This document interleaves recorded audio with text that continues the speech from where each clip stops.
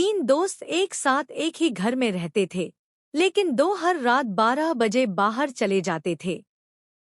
तीसरा दोस्त सोचता था कि वे इतनी रात को कहाँ जाते हैं और क्या करते हैं।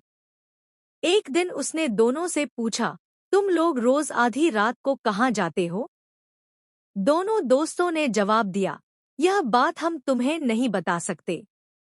तीसरे दोस्त ने जिद की, अगर तुम नहीं बताओगे तो मैं भी तुम्हारे साथ चलूंगा। दोनों दोस्तों ने उसे मना किया, लेकिन वह अपनी जिद पर अड़ा रहा। आखिरकार वे उसे अपने साथ ले जाने के लिए तैयार हो गए।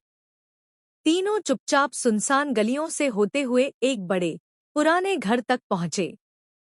घर की दीवारें पीली, खिड़कियां नीली और दरवाजे लाल रंग के थे।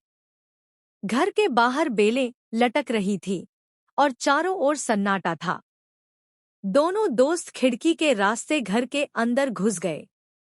तीसरा दोस्त हिचकिचाया, लेकिन फिर भी उनके पीछे चला गया।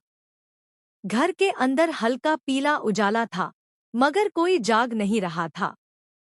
दोनों दोस्तों ने जल्दी से अलमारी और संदूक खोलकर कीमती सामान निकालना शुरू कर दिया।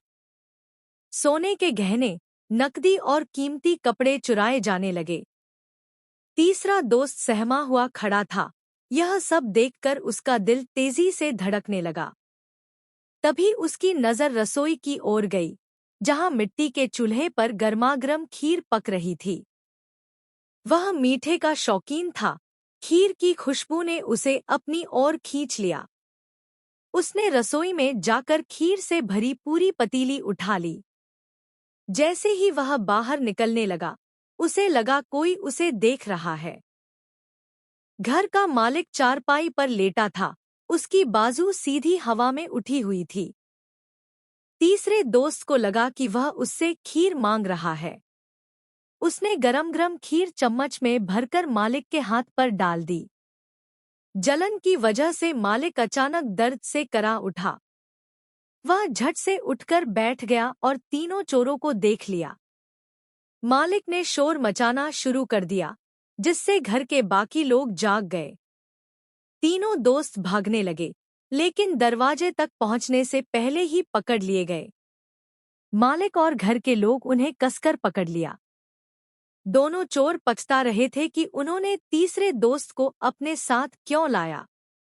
तीसरा दोस्त भी डर के मारे कांप रहा था। उसे अपनी जिद और गलती का एहसास हो गया। मालिक ने तीनों को बांधकर गांव के लोगों को बुलाया। गांव के लोग इकट्ठा हो गए और तीनों से इस बारे में पूछा। तीसरा दोस्त रोने लगा और बोला, मुझे नहीं पता था कि यह लोग चोरी करने आते हैं। गांव के लोग बहुत गुस्से में थे और उन्होंने चोरों को सख्त सजा देने की योजना बनाई। तीसरे दोस्त ने अपने लालच और जिद की वजह से मुश्किल में पड़ने का सबक सीख लिया। उसने कसम खाई कि वह कभी गलत संगत में नहीं पड़ेगा। गांव के लोग इस घटना के बाद काफी चौकस हो गए और सावधानी बरतने लगे। तीसरे दोस्त ने अब अच्छे लोगों की संगति करनी शुरू कर दी।